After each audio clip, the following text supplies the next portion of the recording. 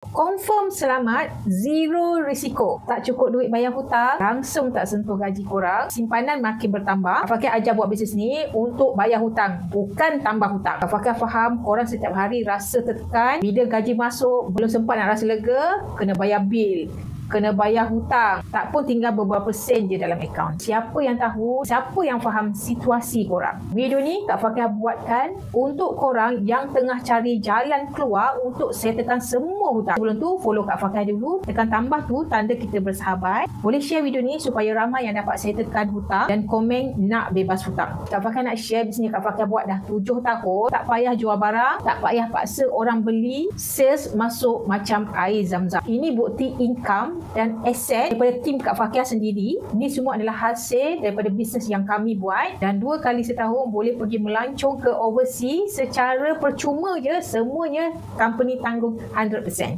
Kak Fakir dah sediakan apps untuk generate duit yang banyak. Apps ni bantu Kak Fakir dan tim untuk post order tanpa Kak Fakir simpan stok. Kak Fakir boleh post order untuk pelanggan luar negara juga. Sebab tu income banyak sangat. Untuk korang yang dah tak sabar nak join, nak jana income 5 angka sebulan hanya daripada rumah je, boleh kaji bisnes yang Kak Fakir buat ni.